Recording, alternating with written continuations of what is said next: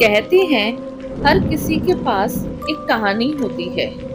कुछ कहानियां इतनी पुरानी होती हैं कि उन्हें सुनने वाला कोई नहीं होता, और कुछ कहानियां इतनी डरावनी होती हैं कि लोग सुनना नहीं चाहते।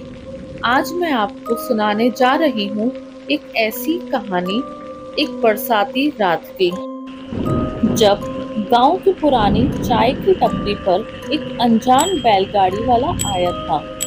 गांव वालों के बाहर रात, बारिश की टप टप, बिजली की गरज और दूसरी तरफ मेंढकों की टर्टर की आवाज।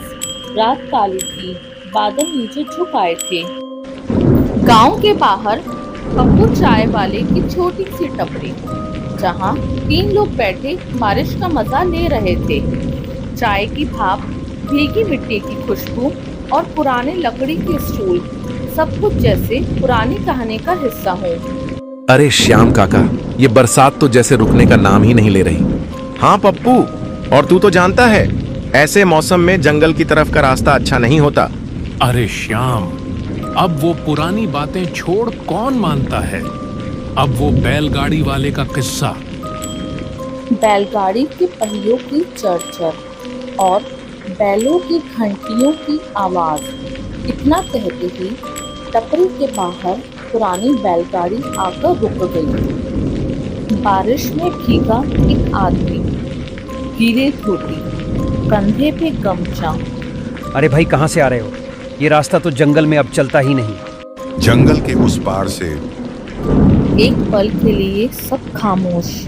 बाहर सिर्फ बारिश और हवा की आवाज।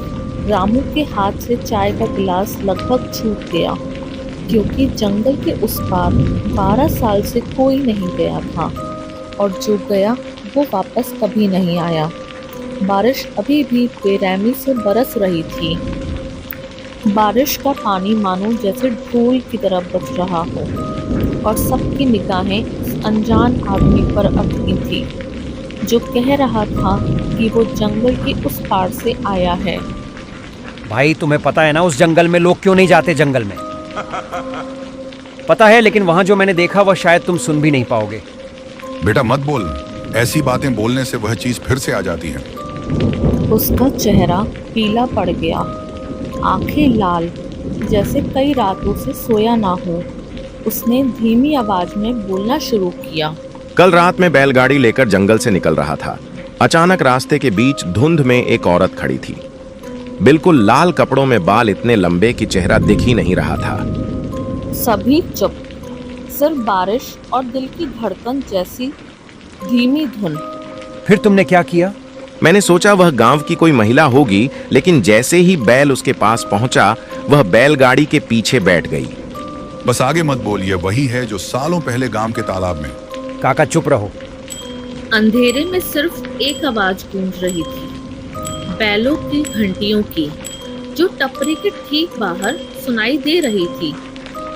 तभी पप्पू ने महसूस किया, चाय की टपरी के बाहर कोई खड़ा है, बिल्कुल भीगे हुए लंबे बालों के साथ। बारिश थमने का नाम ही नहीं ले रही थी।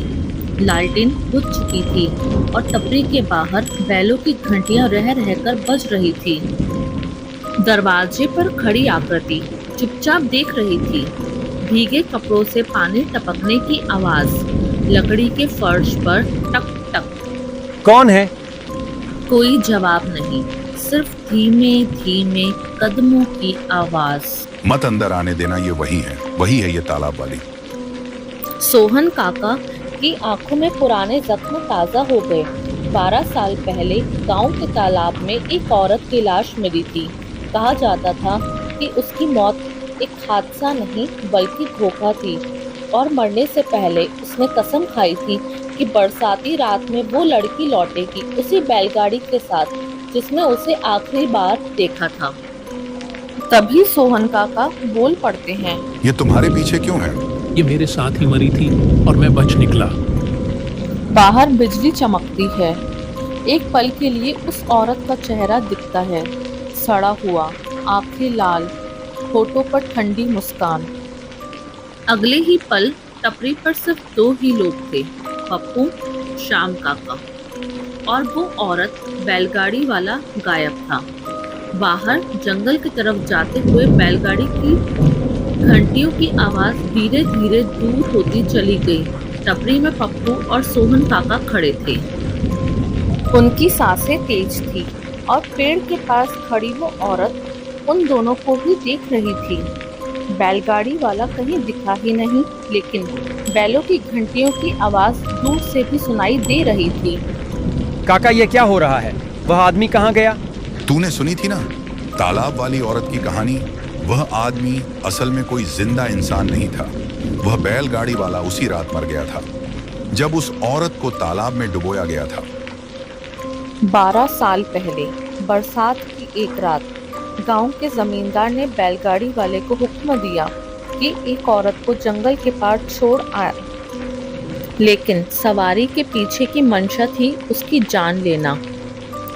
बैलगाड़ी वाला और 2 गुंडे उसे तालाब किनारे ले गए और उसे डुबा दिया, लेकिन उस औरत ने जाते जाते उस बैलगाड़ी वाले आदमी की कलाई पकड़ ली और खींचकर पानी में उतार लिया।